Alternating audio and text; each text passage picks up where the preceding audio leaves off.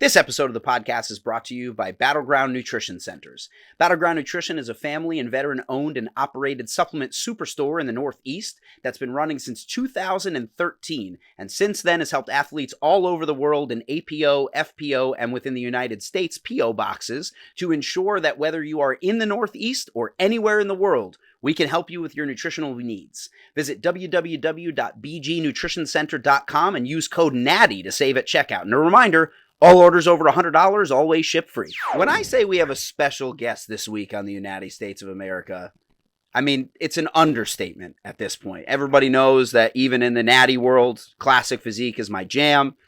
So ladies and gentlemen, I'm not even going to do any long intros. Without further ado, the first ever Classic Physique Arnold champion, two-time Mr. Olympia for Classic Physique, and now transitioning into the 212 division, the infamous Breon Ansley.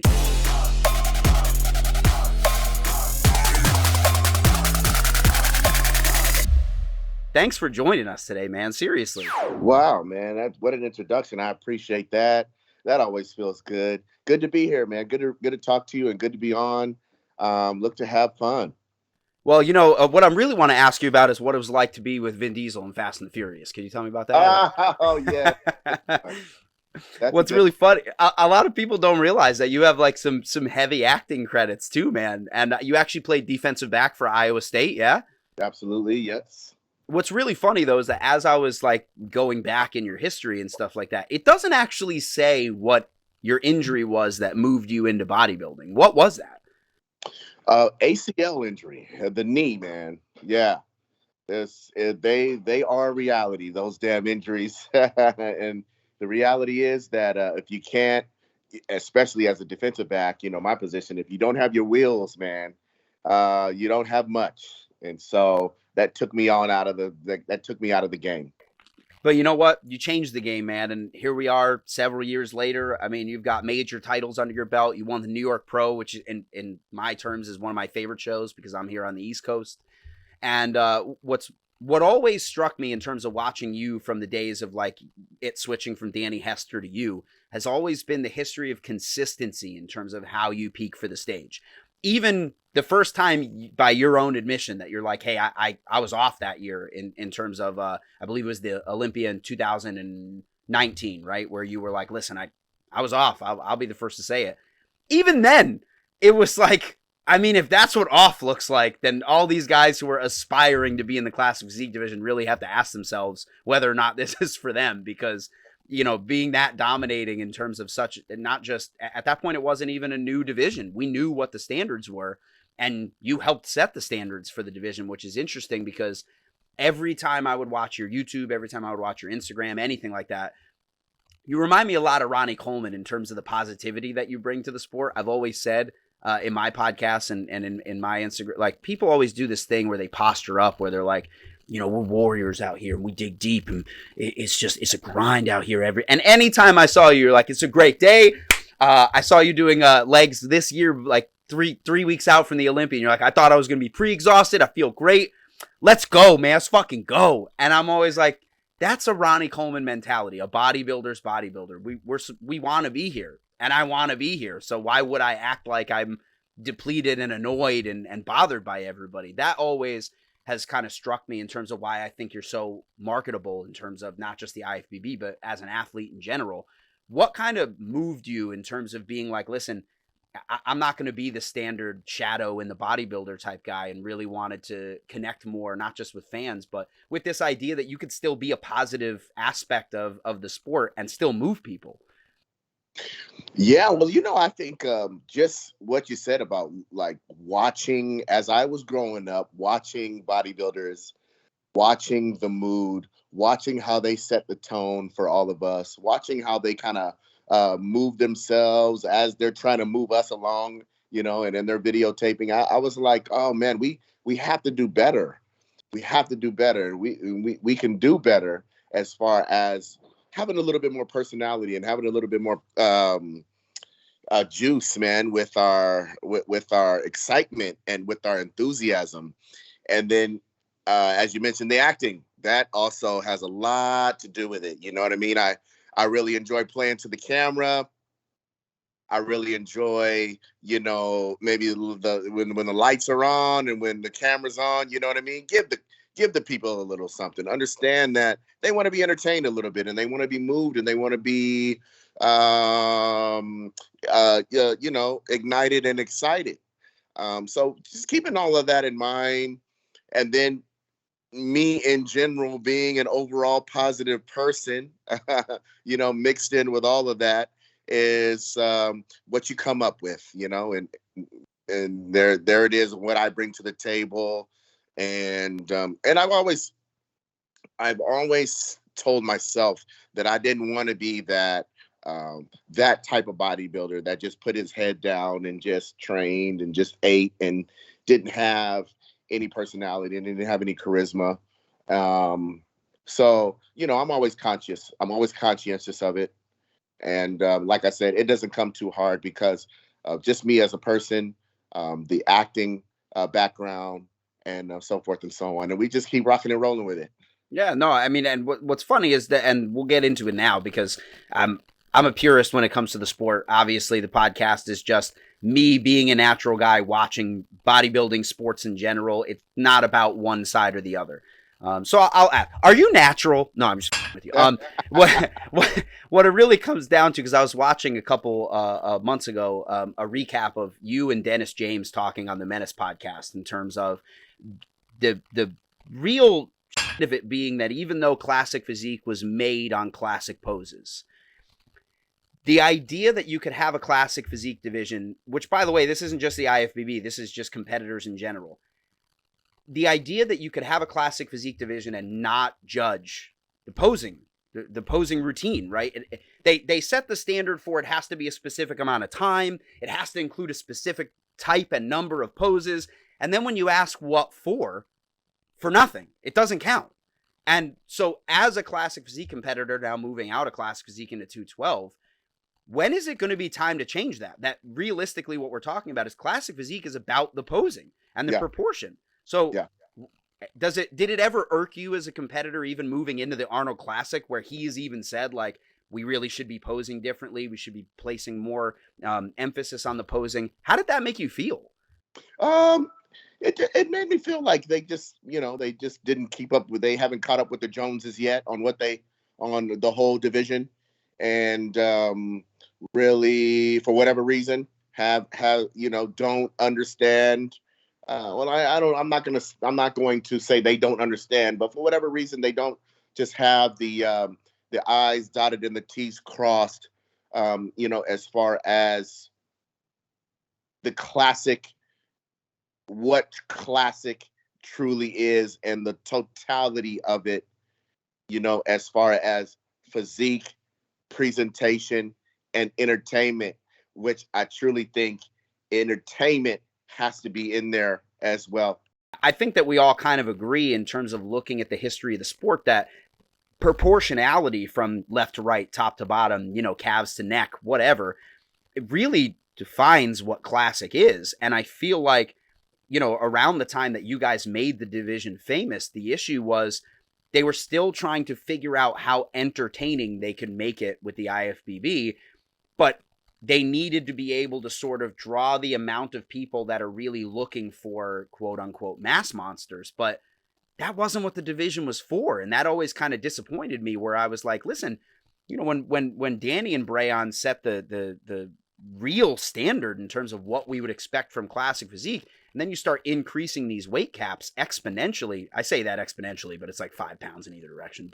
But still, it's a lot on bigger frames. It makes it seem less separated from the 212 and from the open than we as the people who are trying to be entertained would like. And I think that we're echoing the sentiment of, the vast majority of people who are watching bodybuilding going, listen, the last thing we want is for Classic Physique to turn into what Men's Physique turned into, where it's like, this is no different. The blurred lines are only in the different trunks. Like, so, in terms of those weight caps, and I know that you, talking to Dennis and talking actually on the Muscular Development podcast as early as this year, the major issue that you had with that was, listen, I can't continue to grow because my frame is no longer growing, but you guys have capped me where my muscle is. But these guys who are taller have this availability to grow heavier than some of the open competitors, and that's no issue. So did that play a major factor in you being like, hey, listen, Classic Physique is where my heart stands in terms of my posing, but in terms of my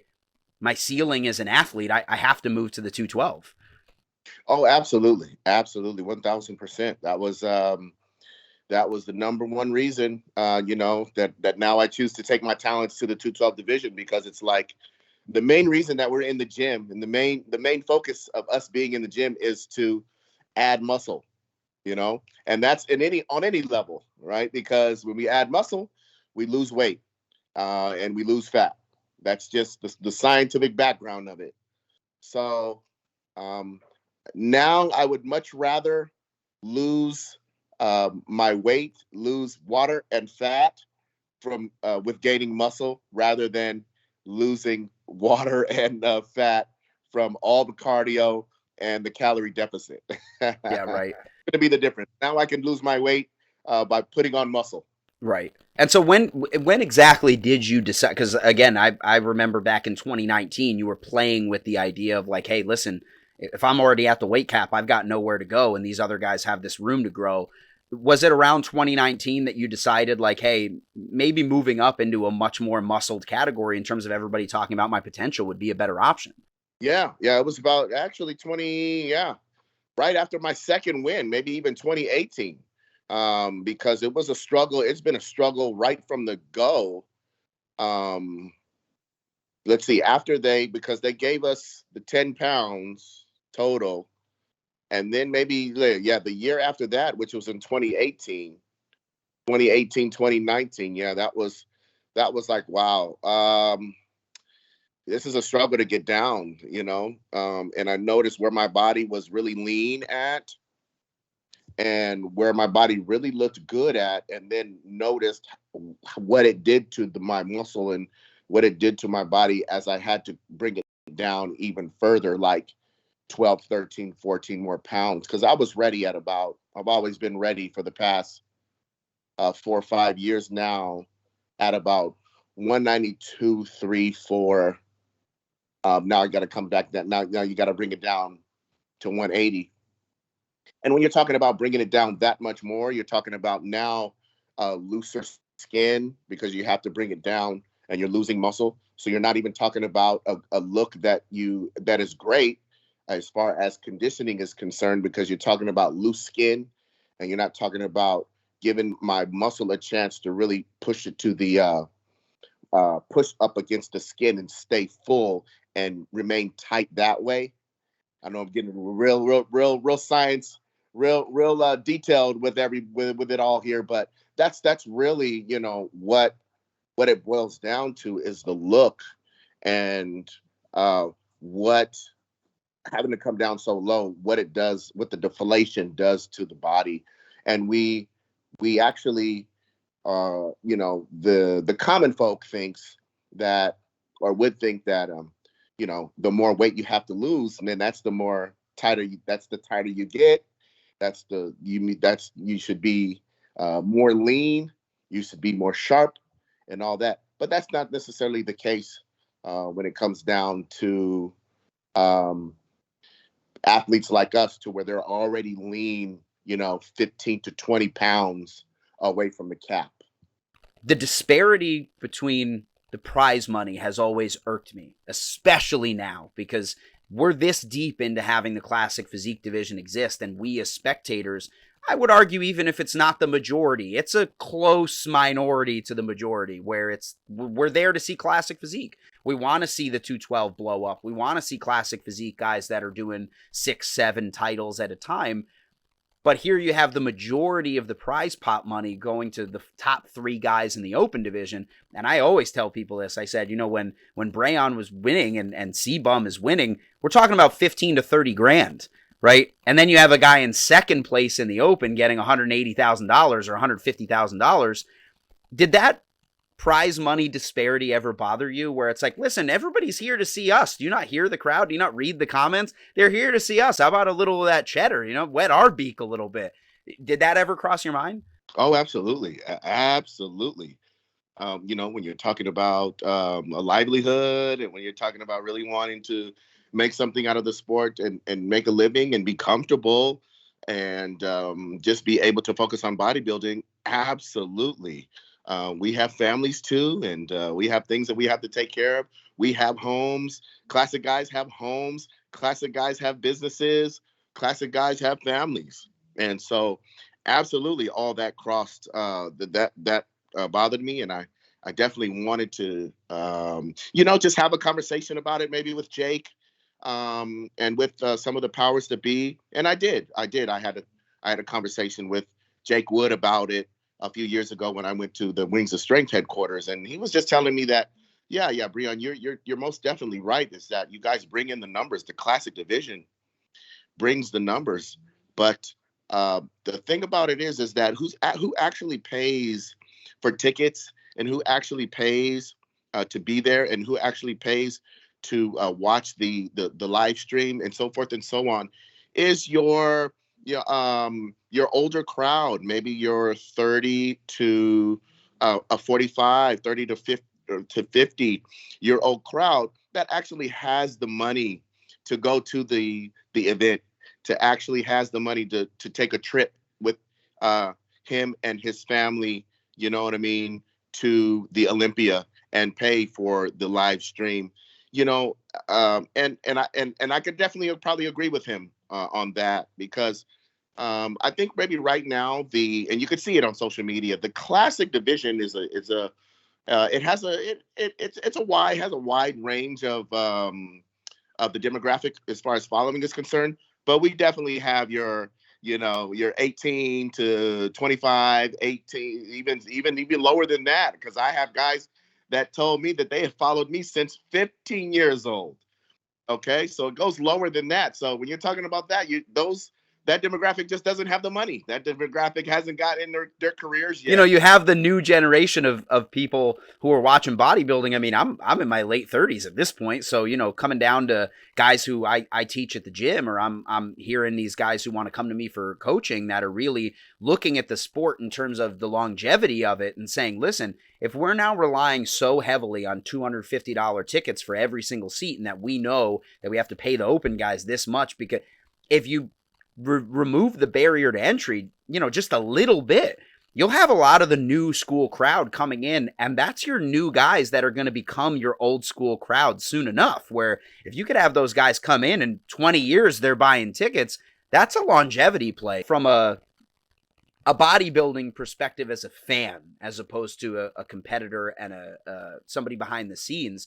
I would want to more gear toward being like, listen, if we expect the IFBB to be as famous as it was in the 90s and 80s, and even more so as, the original Generation Iron came out, and you had this rivalry between Phil Heath and Kai Green, and then you had the rivalry between Breon and C-Bum, and it's great to watch.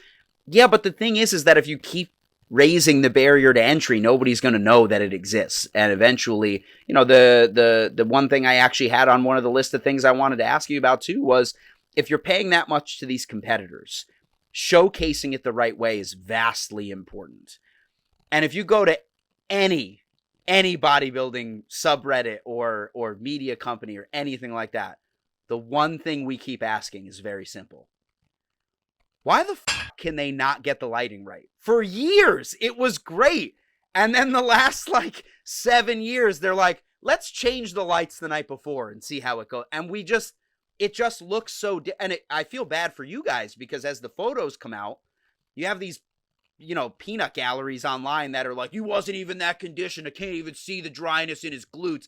And you look at it from somebody who's been on stage and you go, dude, the lighting was horrific. That's why you couldn't see that. Do you guys as competitors look at that and get out on, I guess you would consider it stage familiarization, and come out and go, oh man, this lighting is dog shit? Yeah, I think it's I think they from the pictures that I see and all that, and from the I guess the pictures that I get on from the gram, or the actual photographers are taking from being there, they aren't that bad. So I don't even see the live feed, the lighting, and how it translates. But they haven't been bad with. I have to say, they haven't been bad with with the pictures that I get from photographers and videographers out there that are in actually there and in the stands.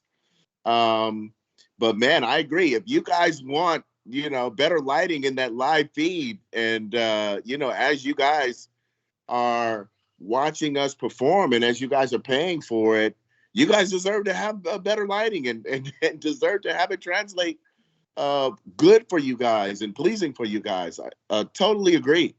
This episode of the podcast is also brought to you by Nirvana Water Sciences. Muscle integrity is the foundation of our body's overall health because it supports movement, posture, breathing, and many other things. Enter Nirvana Water Sciences HMB infused water.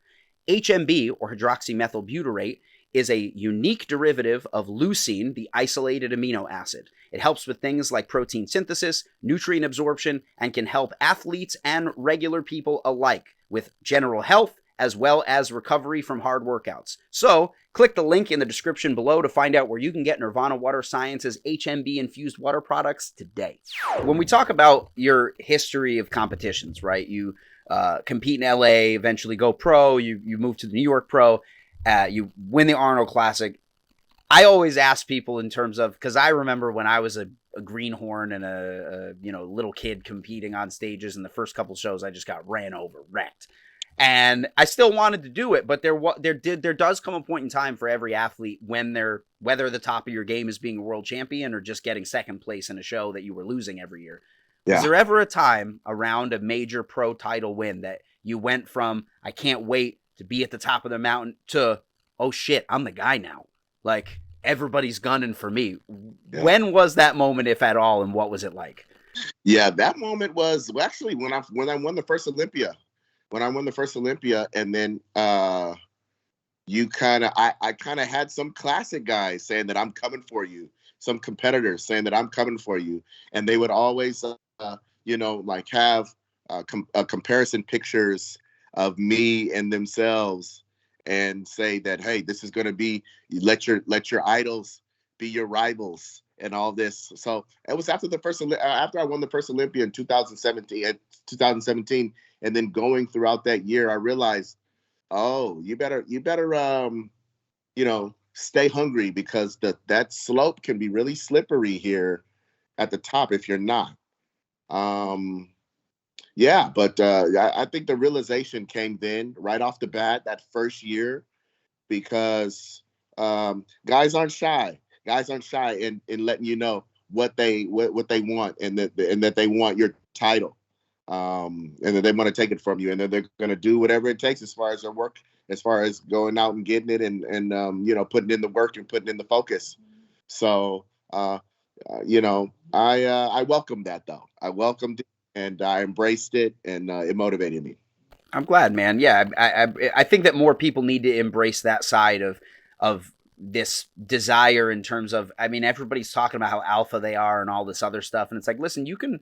Just like, I actually love this about the fight community in terms of MMA and BJJ and things like that, where it comes down to, look, we may beat the shit out of each other for a short period of time in the ring, but afterward we're going to go out and be like, man, you really gave me a run for my money. That's awesome. Thanks so much, man. And I think that's one of the issues in terms of trying to build rivalries in sports like that, and in sports like bodybuilding, where people want you to dislike the person that is either winning or the one that's trying to beat you. And it just comes down to the fact that it's like, I've always respected those guys. I've always respected their hard work. The only time you really get upset is when you feel like you were robbed of a placing or something like that. But you don't take it up with the other competitors. You take it up with the judges table. Now, as we talk now, moving into the 212, you're obviously said, hey, I've been ready at 90, 195. That cap is 212, obviously. And now you're moving into it. Are you going to compete next year, like 2023? You're competing this year in 212? Well, we'll have to see. We really start our off-season program in March. That's when it'll be official. Got a little bit more resting to do.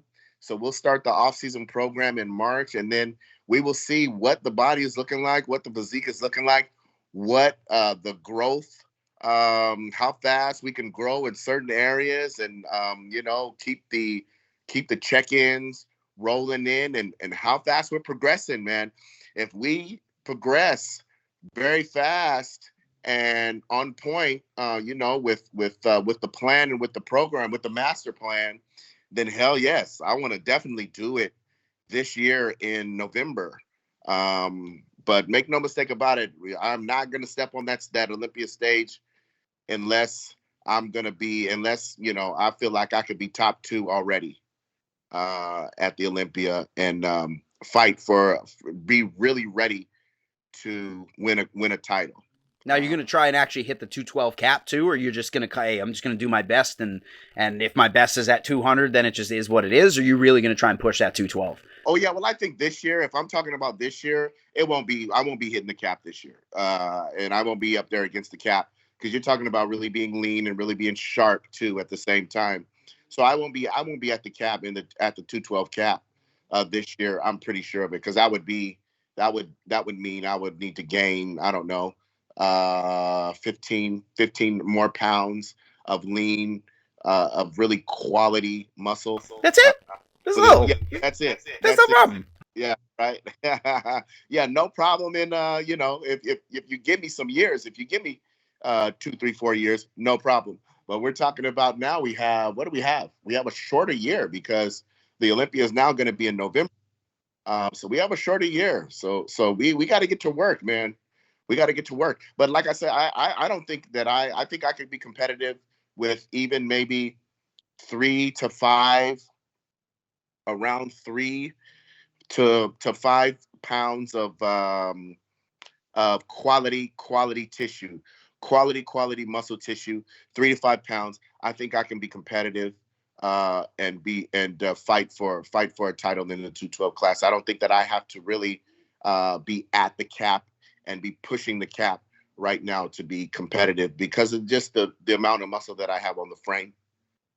I think it'll be much more pleasing in terms of, and this is no disrespect to anybody that's in any of the current divisions, but what's interesting enough is a lot of these guys in the 212, I mean, Flex Lewis, my favorite bodybuilder of all time, who, dominated. Nobody was going to win till he retired, and he was like, all right, I'm done. What's interesting enough is that all these guys are between like 5'4" and 5'6". You're a little taller than at 5'7", and with a small waist and a super wide V-taper, big shoulders.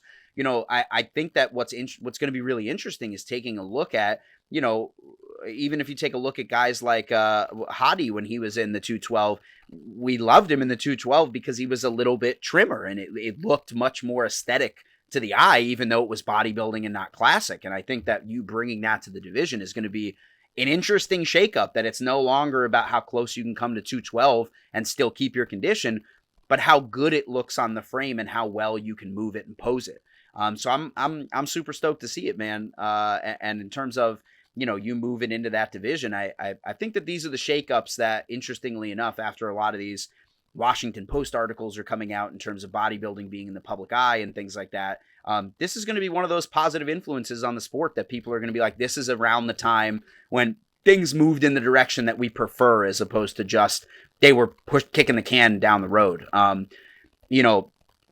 I know that nobody would ever admit this, but this was the first year that if I took a look at the judges panel and who they had in placements, that the majority of them, I was like, if this were any other year, they would have just given it to this guy. But they really knew they had some eyes on him, and they decided to actually do some really good judging and push people out of the spotlight if they didn't deserve it. And so I'm really interested to see in terms of how that division in the 212 alters itself based on you bringing that classic look to it, and some really good taper from the waist up, and some balance from top to bottom. I'm excited for that. So we'll just love to ask you a couple questions here from I had asked Reddit and Instagram and Facebook as terms of some specific questions that they would want to hear from you. And I actually had a young kid, I mean, very young, juniors division, just competing in his first show this year. His name's Chase.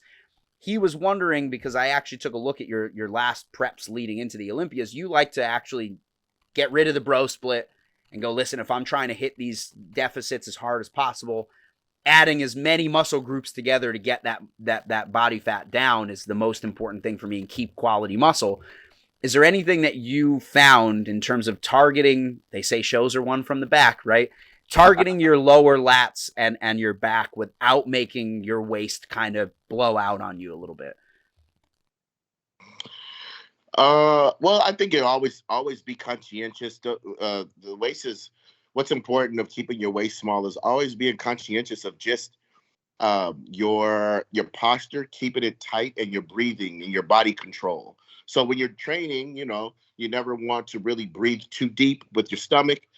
Even when and I think you could really still do deadlifts and do all of the heavy compounding lifts to the max and still keep your waist tight. You just always have to be conscientious of keeping it tight, keeping your core tight, tighten your waist, even maybe do some vacuum and some tightening exercises in between your workouts after your training. Um, and I think you'd be just fine. I think you'd be just fine. To my favorite exercise to really develop the lower lats there is your double dumbbell bent over a row. Just kind of with both of them hanging down and kind of just coming up, bringing the dumbbells to the hip. That's my favorite one for that specific one. And then I like to combine that with the low row as well. Hammer strength machine.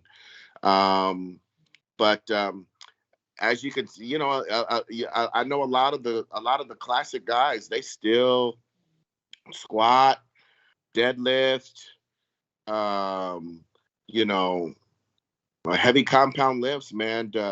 Stiff leg deadlift, rack pull, all those lifts, right? To develop the legs, develop the back, and like I said, still keep the waist classic, super tight. Like still being able to hit the last notch on the weight belt, man. You heard it here first, guys. Ronnie Coleman wasn't kidding. You just got to lift super heavy. That's all it Yeah, is. yeah. You definitely put some weight on there, but you don't have to be nervous about blowing your waist out too much with those type of lifts. Just always be in connection with your core. Do vacuum exercises. Do your breathing and your core exercises. Keep your waist. Be conscientious of keeping your waist tight at all times. And even where you're, even I think, I don't think the waist trimmers uh, physically keep your waist, physically make your waist tighter or bring your obliques in, but just to have it there and make you conscientious of keeping your waist tight is enough of what you would probably want, um, in helping keep and to help keep it, a classic type of waist. So you're good in that respect. Awesome, awesome. Well, listen, I got another one from a guy named Gene up here in the Northeast. Gene wants to know in terms of your switch to the 212. We all know in terms of the variability of if you have to keep dieting down and keep tanking your hormones and this and that. You've been very open, not just on any podcast, but on this one specifically so far. Hey, listen, I'm killing myself to remain under this weight cap. Was one of the catalysts for you switching to 212 the fact that you're like, I don't just want to compete for 5 years. I want to do this for as long as I'm relevant. And so doing that in a longevity stake would allow me to sort of react with the natural changes within my body to just stay under that 212 cap. I can do this for 10, 15 years, whether it be in an open division or the Masters 212 or whatever it may be. I'm able to do that a lot more healthy and a lot more realistically at the 212 than I would be classic. Oh, 1,000%, 1,000%. That you got it, man. You hit the nail on the head, and got the bullseye right there, because that's just it. I think I have a lot left in the tank, and I can really showcase it for some years to come. Now with the expansion of just allowing my body to put on more muscle, allowing my body to absorb some food, like I said, allowing my body to get show ready and get in shape, from putting on muscle, as opposed to getting show ready and getting in shape from a calorie deficit and from cardio more so, uh, right? But to really get in there in the weight room and be a dog in the weight room and do it that way, and and do it with some good eating and some good calories. Uh, Now, not to definitely not to take anything away from Classic, because I love it, and I still think, and let me just say this: I still think that I can improve and have a Classic physique and bring a Classic physique package to the table that I'm still more proud of. I think that I can still do that. But it just takes some time to hit the nail on the head when you're talking about losing muscle. You know, it just takes some time, and it takes some years to really get it and really figure it out. And it took that. It took that for us, as I think this past year was one of my best looks. This past Olympia was one of my best looks, but like I said, I still don't think we hit it 1,000%. I still think I can have an improved and a better classic physique look still if I were to continue on to compete in the classic division. But the time is now. The time is now to move it to the 212 and to bring, like you said, bring something to the 212. I think the 212 is missing, some punch, some power, some charisma. It's missing some personality, and I hope to bring a little bit more to that. Have a little bit more 212 shows around the world. Bring the 212 division back into the Arnold as it was taken out of the Arnold because it wasn't bringing enough hype and didn't have enough buzz, that the fans wanted to see. So I hope to bring all of that back and help to bring all of that back to the 212 with what I bring to the to this bodybuilding thing here and this bodybuilding and to the IFBB. I'm excited for that. Oh, man, I know we all are. And then the last question for you actually is one of mine. I know that you've trained famously with Chris Cormier for years. And now recently I actually had heard that you travel to Dubai all the time and in through the Middle East. And the question always has to be asked, man, are you going to go the way of Brandon Curry and 6 months out of the year live at O2 Gym, or are you staying here in the United States to train? I was just talking to my friend who knows Bader, and then I actually talked to Bader at the Olympia for a little bit on the phone. His invite is always out there for me again, because remember I was out there in 2018 already. His invite is always out there. He extends his invite to me whenever I'd like to come out there and do it again. And I'm definitely thinking about it because he, just the accommodations and the hospitality that he provides out there with his gym and everything that he has, it's just like everything you need and everything you want. And then some for an athlete to focus and for an athlete to be comfortable, for an athlete to thrive. So I'm always ready for it. Who knows what we might do for our first 212 look back on the stage. We might prepare out there. We'll see. But I'm definitely open to it, and I could definitely be excited about going back. I mean, what's really funny is hearing that last sentence that you just said, I'm open to it. I know there's going to be bodybuilding conspiracy theorists in the section. Like, does this mean he's going to move to the open? Is Breon going to compete as an open competitor? I can't wait. It's going to be great. Well, listen, I've taken up so much of your time today, man. It's been a real treat for me. Like I said, I mean, when the Classic Physique division was in its original inception and watching you fight it out with the original guys and then, seeing you win a crown multiple times, it's really an honor to chat with you. And I hope that everybody, who's listening to the podcast enjoyed it as much as I did. And, I really appreciate you making time for us. And, I guess the last question would be, are you going to follow me on Instagram now? I mean, we're best friends. No, I'm just But in any case, you're always welcome here. And I just wanted to say thank you again. And I know that I'm appealing to everybody listening to the podcast. He just said something incredibly telling in terms of the fact of the way the IFBB is going, right? If we want to see more classic and we want to see these guys be held to a standard that's aesthetic and that moves into these other divisions like 212 and the open, go see the show. Quit bootlegging it from Twitch or however else you were bootlegging it, in the middle. You got to go to the show. You got to support. Yeah. So vote with your dollar. Tell them what you want to see. And then start the chant, Breon for IFBB president 2024. I'm just saying. That's all I'm saying. Nuts and bolts of it, man. We need to actually get everybody investing in it, and then we will grow from there. For promise. And then, because my goals and my dream is to have is to have us on ESPN like we were in the 90s. The Olympia was on ESPN, man.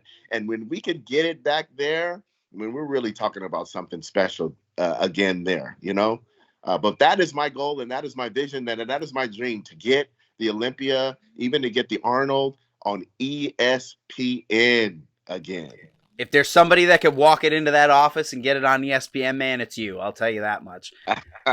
As always, this episode of the podcast is also brought to you by NutraBio. With no compromise since 1996, some of the best tasting products on the market, and no proprietary blends ever, they've got a product that can help you. So, use code word NATTY at checkout to save, and always make sure that you mention the U-Natty States of America. Thanks everybody for listening. Be sure to rate, subscribe, comment below on who you want to see next, and be sure to follow Breon on all his social medias and follow his transition into the 212 this year in the IFBB, and we'll see you next time.